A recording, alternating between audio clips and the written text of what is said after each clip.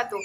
Halo semuanya, saya Serlia Dinda Pratiwi, perwakilan dari kelompok 2 akan menayangkan video dampak negatif ilmu pengetahuan dan teknologi di bidang ekonomi bagi Indonesia. Namun sebelumnya saya akan menjelaskan beberapa contoh kasus dampak negatif iptek di bidang ekonomi bagi Indonesia. Seperti yang kalian lihat di layar monitor ini adalah contoh pertama. Contoh kasus pertama yaitu angka pengangguran yang semakin meningkat. Meningkatnya angka pengangguran ini dipengaruhi oleh beberapa faktor. Faktor yang paling berpengaruh adalah masa pandemi COVID-19 dan sumber daya manusianya sendiri yang tidak melengkapi persyaratan yang diminta oleh perusahaan. Contoh yang kedua,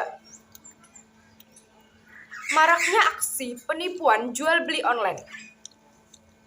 Penelitian menunjukkan ada beberapa faktor terjadinya penipuan secara online, yaitu faktor internal dan faktor eksternal. Faktor internal penyebab terjadinya adalah iseng-iseng atau coba-coba. Faktor lainnya yaitu faktor peranan korban, serta faktor minimnya tertangkap oleh pihak berwajib. Faktor eksternal yaitu faktor ekonomi dan lingkungan. Untuk itu, hendaknya berhati-hatilah dalam berbelanja online dan memilih cara pembayaran yang tepat supaya tidak terjadi penipuan yang akan merugikan. Contoh yang ketiga, gaya hidup anak muda yang mementingkan gengsi daripada kehidupan aslinya. Demi mementingkan gengsinya dan terlihat menarik di depan umum, mereka rela berbuat apapun. Banyak dari mereka memiliki perilaku konsumtif, yaitu perilaku yang mengonsumsi barang-barang yang sebenarnya tidak begitu diperlukan. Sehingga tidak heran anak muda sekarang lebih mementingkan penampilan serta gaya hidupnya dibandingkan dengan kebutuhan pokoknya. Nah, itulah beberapa contoh kasus dampak negatif iptek di bidang ekonomi bagi Indonesia. Kita lanjut di video selanjutnya.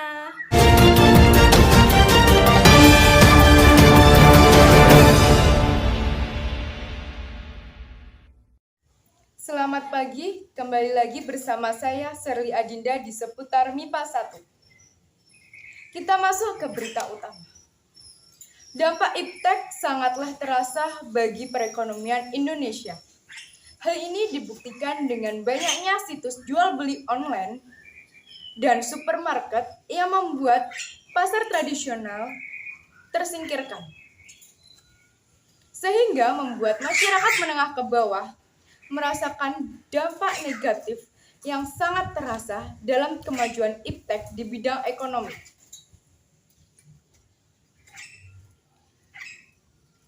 Untuk lebih jelasnya, kita akan bergabung dengan rekan tim kami,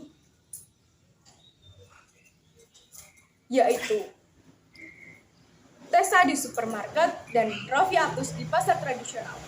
Baik, terima kasih Serli Adinda. Sekarang saya telah melaporkan langsung di Alfamidi bersama dengan dua narasumber kami. Selamat siang, Kak. Ya. Dengan siapa? Kak Sela. Kak Widi. Baik, Kak Sela, Kak Widi, saya mau bertanya-tanya sedikit. Menurut kakak berdua nih ya, apa sih enaknya belanja di Alfamidi nih, Kak? Menurut saya, belanja di Alfamidi itu menyediakan variasi barang yang sangat beragam dan relatif terjamin dibandingkan yang ada di pasar tradisional. Bahkan kualitas yang ada di pasar modern ini lebih terjangkau dan lebih lebih terjangkau dan lebih kualitasnya, terutama buah-buahan dan sayuran itu tergolong lebih kualitas yang lebih unggul daripada pasar tradisional.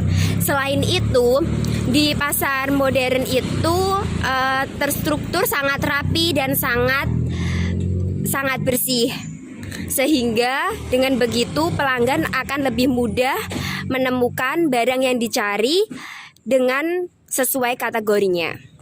Oke, baik. Terima kasih Kak Sela. Kalau untuk Kak Widi sendiri nih, dampak negatifnya apa sih? Kayak kurang-kurangnya di Alfamidi itu apa sih? Kurangnya tentunya harganya lebih mahal ya dibandingkan toko tradisional, dan harganya pas, nggak bisa menawar. Dan yang lebih ngeselin lagi, kadang itu penjualnya itu mbaknya itu nawarkan promo-promo yang buat kita itu lebih banyak tergiur, buat kita mengeluarkan uang lebih banyak daripada yang kita inginkan gitu.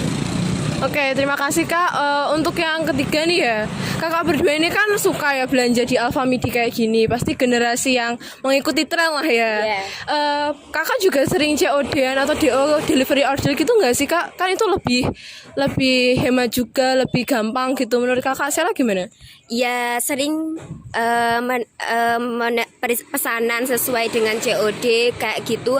Tetapi ini kayak lebih ke santai aja sih Kak, lebih ke pengen jalan-jalan, makanya datang ke Alfamidi. Kalau Kak Widi? Ya memang kalau COD lebih mudah ya, tapi lebih baik atau terkadang datang ke Alfamidi karena ya bisa jalan-jalan, nggak di rumah aja rebahan gitu. Bisa jadi lebih sehat lah untuk badan. Oke, terima kasih Kak atas waktunya. Maaf ya Kakak mengganggu. Baik, sekian laporan saya dari Alfamidi. Sekarang kita kembali ke rekan saya yang sudah berada di pasar tradisional. Baik, terima kasih Tessa. Sekarang bersama saya di sini di Pasar Besar Ngawi. Sekarang saya bersama Kak Evina.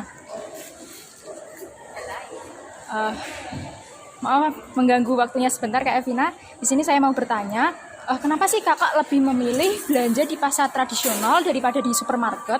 Padahal di supermarket lebih nyaman dan lebih enak aja kan?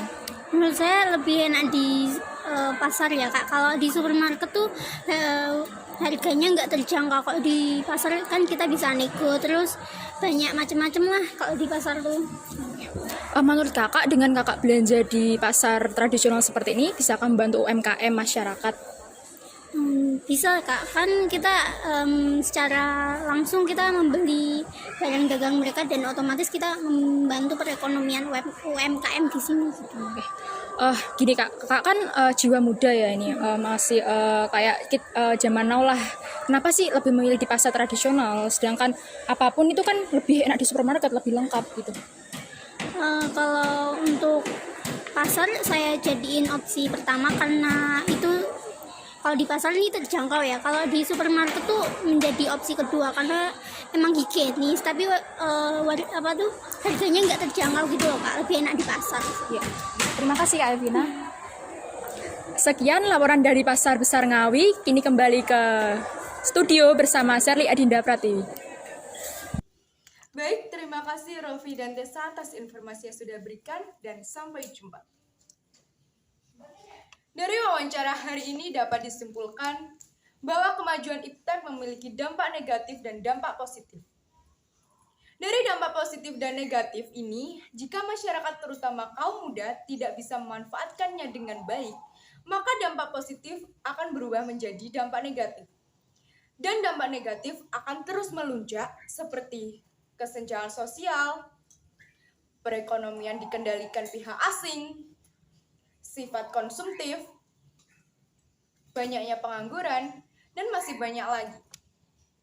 Oleh karena itu, baiknya kita bisa memilih dan memilah hal yang baik untuk perekonomian bangsa dan negara. Sekian laporan hari ini. Terima kasih dan sampai jumpa.